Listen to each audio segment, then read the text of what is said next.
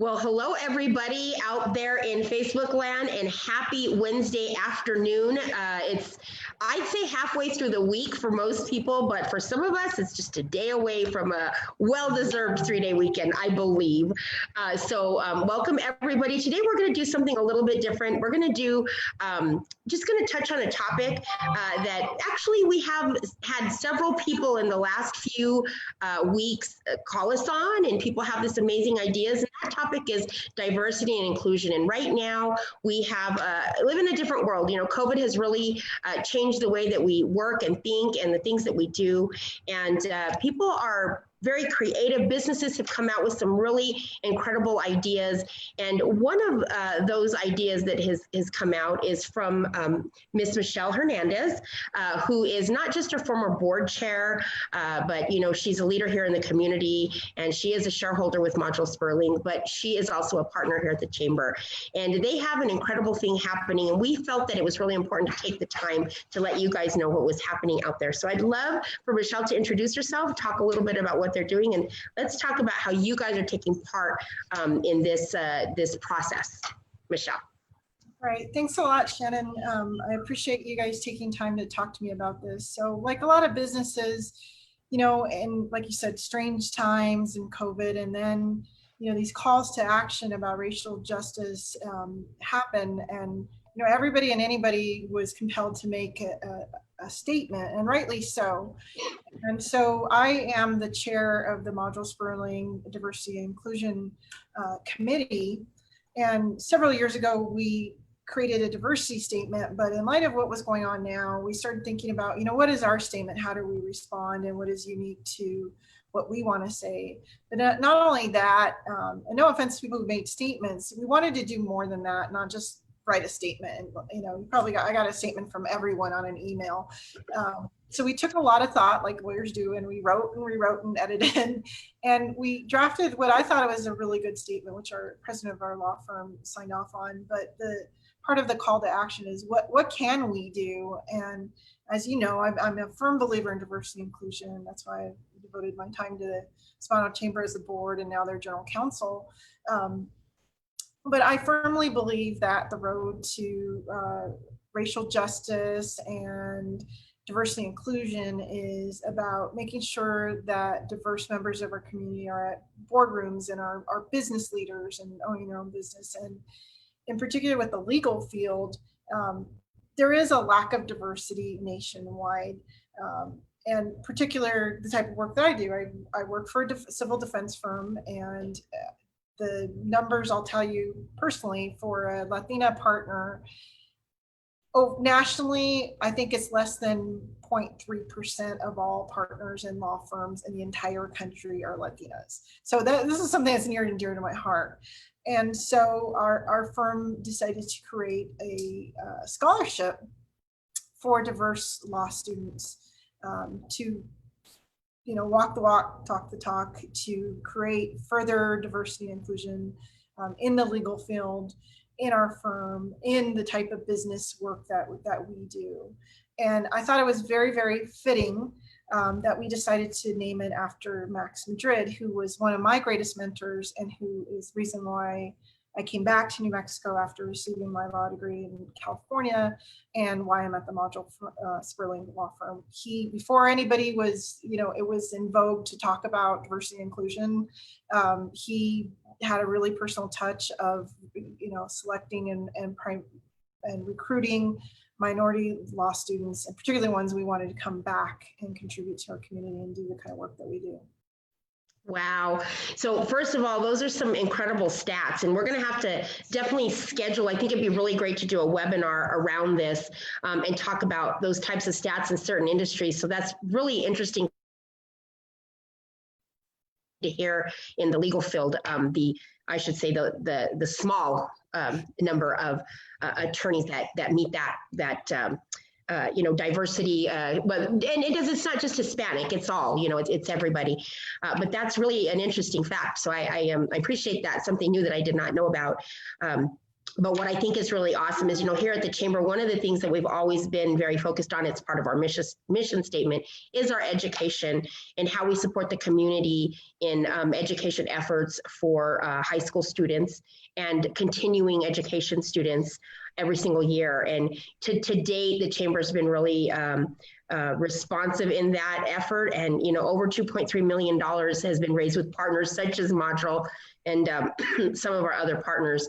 And so we think it's amazing to hear about this, and we knew it was important to share this information about the scholarship. But I think the question that I have, and I'm not even sure that I know this is something new, it may not be 100% thought out yet and vetted yet, but how would somebody go about looking into applying for it? Is there going to be some guidelines? What are you guys looking for? Because it's an honor to receive that scholarship. Sure. So we actually had a meeting this morning to kind of, we're working on the exact criteria. We don't have an application, but we're working on it. But primarily it'll be for any law student that's going into they're going in from their first to their second year of law school. Okay. The intent is to give them some financial assistance that would go to their legal education for their second and their third year of law school. We do also have a component there. I mean, a lot of people, anybody can make a scholarship, but what we wanted to do was to add a component that would require the recipient to donate a certain number of hours pro bono to do research or to volunteer for a diversity and inclusion racial justice project. I think that's really important, and really, is more than just, here's some money, pay off your student loans. We really want to know that we are furthering that commitment and supporting that person's commitment to these issues. Well, that's the only way to move forward. It's the only way to pay it forward. And I absolutely love that. I think that all scholarships should come with something along those lines because you're right. A lot of scholarships can go out, but what is the follow-up to that? What is what is happening after that? And though the student needs, obviously, the support, financial support, most students do, it's important to know what the future is going to be. And so having that is really kind of exciting. So that's really interesting to hear. So when do you guys plan to launch it? And when do you foresee it being available to start applying? So typically, like everything else, right? COVID has thrown a wrinkle at things, but typically when we recruit law students or they're getting into their second year, it would be rolled out and people could apply for it in 2021. We would probably release the information at the end of this year, directly to the law schools. We'll publish it as soon as it's finalized. I mean, if it were me, I'd want to do it right now, but Sure. But practically speaking, someone's not starting their first year of law school until the fall of this year. So it'd be premature for anybody to apply until then. So that's when we would do it.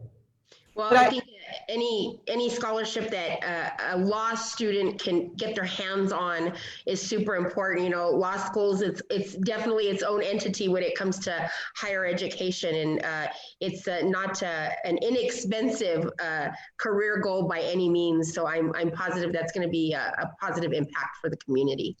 Well, if I can just say one thing, you reached on something that I think we take for granted is there are few and far between. There are few scholarships available for law students. There are a number, not enough, but there are a number of scholarships for colleges and maybe medical school and other different fields. But I know when I went to law school, like a law school scholarship was almost unheard of. You get a little stipend here and there, but something primarily for a law student is kind of few and far between. And like you said, it can get expensive. The other thing I'll just add is that, I'm so proud of the Chamber and all the money that they've raised for scholarships. And, the other part about, when I said people at the boardroom, people owning their own businesses, is that study after study talk about how diverse populations can get involved and what's the road to equality, and it's about accumulation of wealth. And the studies show out that college degree and advanced degrees, you'll just have a higher earning capacity. So whatever we can do to help people accomplish those goals, I think we need to do it. Well, hopefully that there will be other law firms from around the state and the country that will follow suit because, I don't have a ton of experience in the law industry, but, my mother worked 25 years for the UNM Law School. And so in that time, I've met a lot of attorneys when they were first starting out in the break rooms and we're playing video games after school. And I got to learn a lot about them being students and the way that they studied and spent my whole high school years in the law library. And so it's just amazing to see the work that goes into the commitment that goes into that. And if there's any way to support a student that is willing to do all the work to get there and achieve that, I think it's amazing. So this is a reach out to the world that if you guys have the ability and the capability of creating a scholarship for law students, I think it's amazing. And we right now, like Michelle said, in the world that we live in, equality and making sure that we have the right people in place, the passion that it takes to do that kind of work for equity and inclusion is really key right now to moving the country, the world forward, actually, where we are.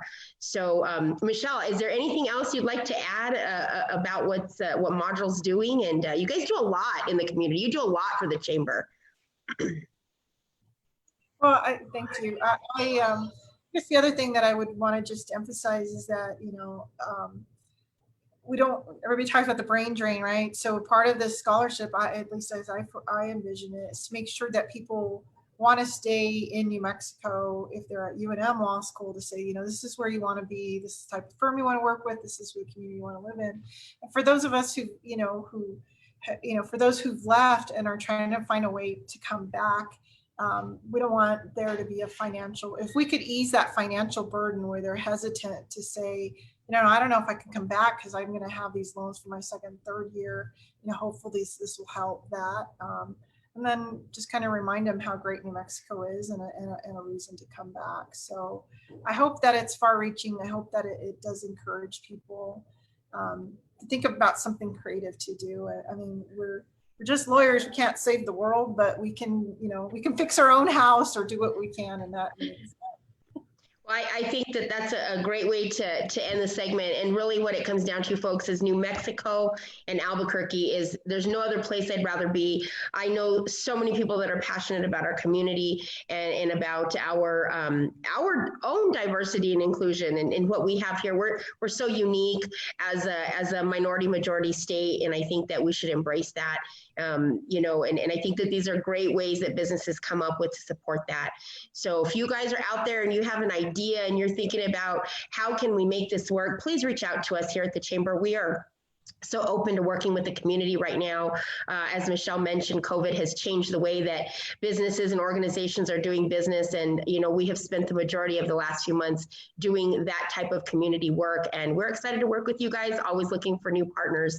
So I want to say, you guys, we hope that you have a wonderful Wednesday afternoon. I want to say thank you to Michelle Hernandez for sharing with us a little bit about her passion and what her team is doing at Modrall Sperling. And as always, we appreciate Modrall and their partnership, and we appreciate you guys always watching and staying tuned to the Hispano Chamber. You guys have a great Wednesday, and we'll see you all soon. Bye-bye.